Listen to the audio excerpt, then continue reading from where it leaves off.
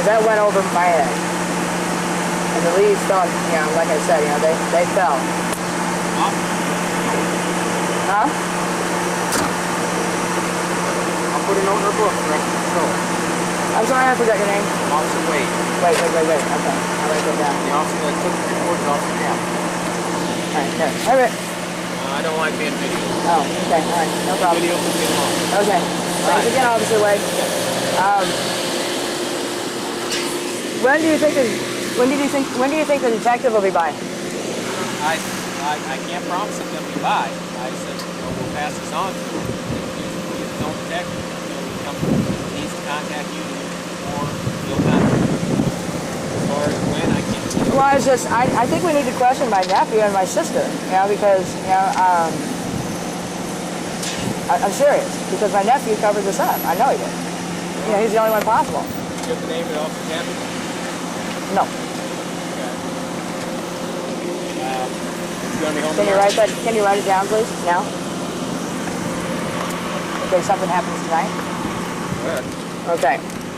I'll give you his name, address, and I don't have the exact address, but I'll give you the birthday. I really need to give you all this information, you know, as far as names, addresses. I need to give you Slash's address in St. Louis. I'm not going to take all that just yet. That's officer captain. I'll take your nephew's name. Donald Anton Wingerter. Wingerter.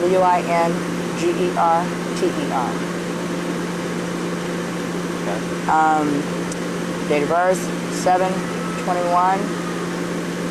I get him and his sisters mixed up. One's 20th, one's 21st. Anyway, 59. He lives in, I think it's Rollout 2, Sparta, Illinois. Lives with his sister and brother-in-law, Donna and Gerald Birchler. Birchler?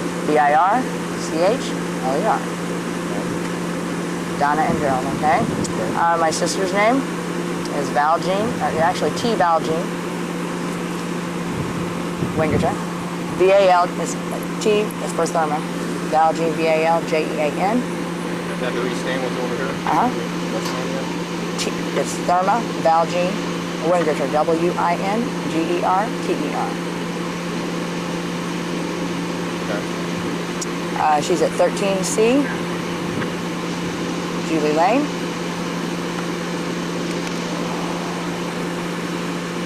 Washington Mo. Okay. Is there a phone? Yep, 390. I would prefer that you not call. I would prefer that you go in person. She can cover up when she wants to. She's very greedy and deceiving.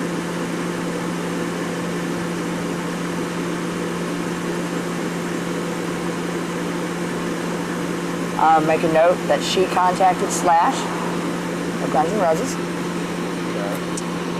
Can you write that down for me, please? Slash himself. He told me that Gene contacted him and asked him to testify in court against me to try to get my kids taken away. Do not mention that to her, please.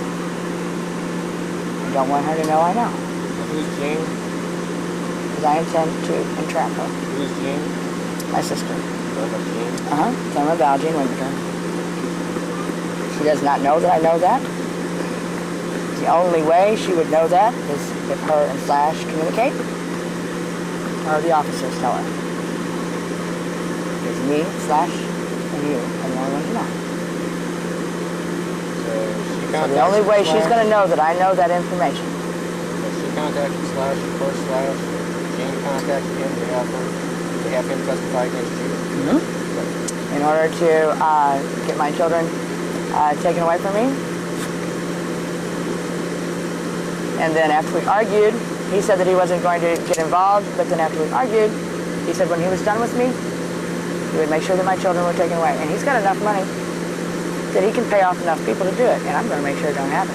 Okay. Because they owe me millions of dollars, and I've got the evidence, and I'm going to put it to them, and I'm going to put away whoever the hell did this. Okay. I'm serious. Well, I've had enough of this bullshit. I almost lost my life over this once. Okay, pal? and it's not happening again. Right. It almost drove me crazy. I'm not crazy. No.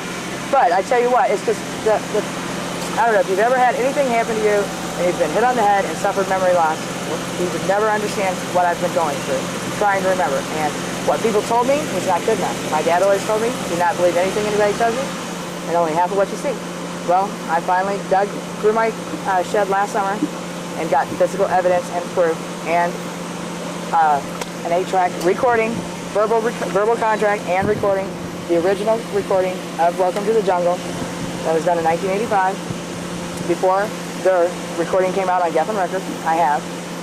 And it also has a verbal agreement telling, actually, if I wanted to, the way it states, I could sue them for 100% of that song.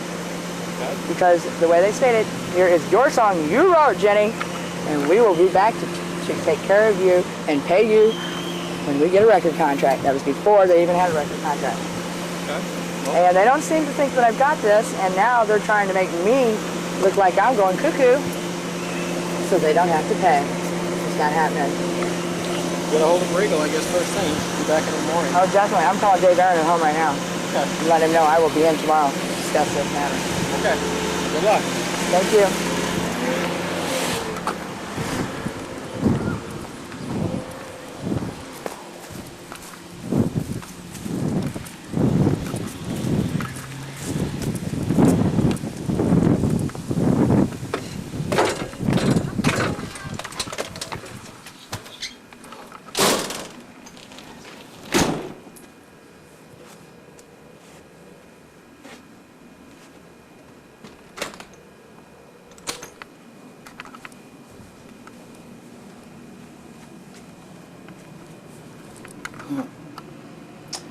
Officer Wade from the Union Police Department was just here investigating. He took photos, took some information from me. I gave him information on my nephew Don Wingerter, my sister Val Jean Wingerter, stating, and also information on Slash from from Guns N' Roses, ex-guitarist from Guns N' Roses.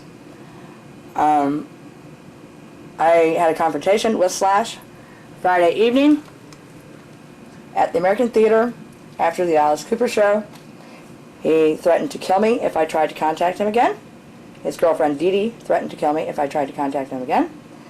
And he also made the statement that my sister Jean Wingerter contacted him asking him to testify in court against me, stating that I am psychotic over the song Welcome to the Jungle, which I wrote.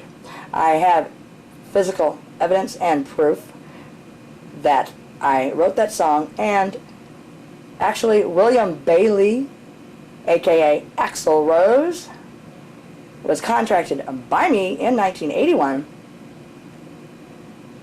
on the lyrics. Therefore, I rightfully should, but don't at this time, because Guns N' Roses are thieves. I should own rights to the lyrics of that song. They owe me 10% of that song. They have failed to pay me. I intend to sue them in a court of law. My lawyer's name is Daniel J. Briegel of Union, Missouri. He is on standby at this time for them to contact me and pay me. Obviously, they are reluctant to pay me. I do believe that these gunshots are a result of the Guns N' Roses scenario.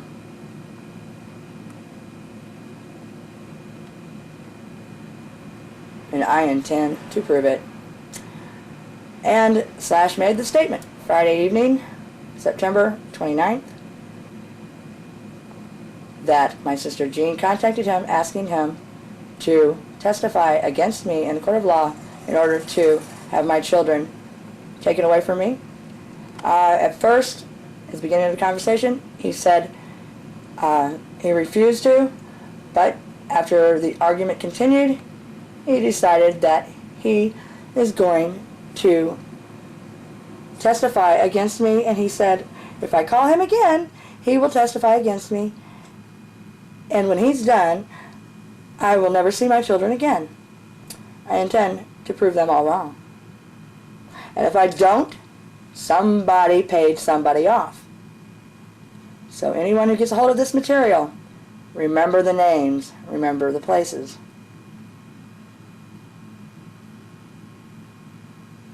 And Forrester and Felicity, if that would ever happen,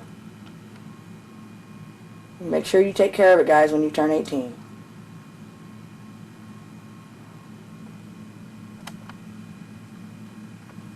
But I fear not. I'm confident. I'm going to shoot them all down and put someone away for doing this. Those are my intentions. Because I'm right. They're wrong. And the only way they will win anything is illegally paying someone to decide in their favor. To lie, to manipulate. And I intend to make sure that lies and manipulation do not happen. I am right, and when I'm right, I will fight to the bitter end. And I love my children, and they're not going anywhere. And I wrote the song Welcome to the Jungle in 1978. I contracted with Axl Rose in 1981, witnessed by Jeff Isabel, a.k.a. ex-Gunner Izzy Stradlin. At that time in 1981, when we signed the contract, there were several people there. At this time, I will not mention in order to protect some of the innocent. Although one known one there is Rick Robinson. Ricky. His actual name is Ricky G. Robinson, age 42, birth date March 9th, 1958. Excuse me, 1958. I can't add today. Again, Ricky G. Robinson, March 9th, 1958. He's 42 years old. He was at my home the night that I contracted with Axl Rose on the lyrics to Welcome to the Jungle. I was to receive 10%. They came back to pay me. A major fight broke out. I didn't get paid. They disappeared.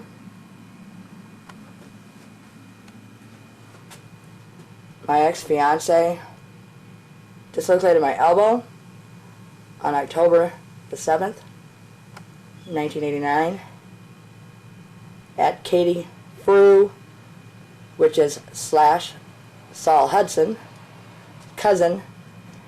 At that time, Katie Frew was married to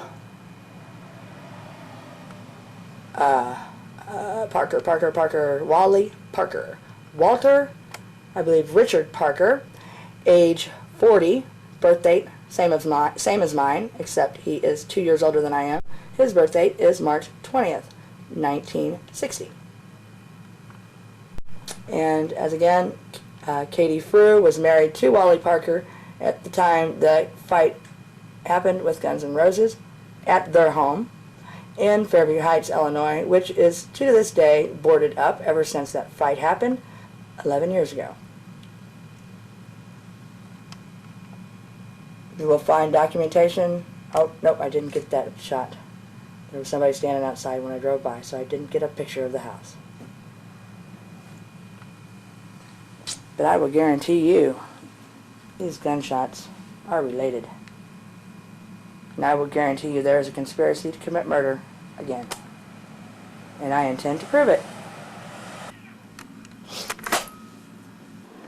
Here we have BBs that were found in my vacuum cleaner that Don Wingerter apparently vacuumed up sometime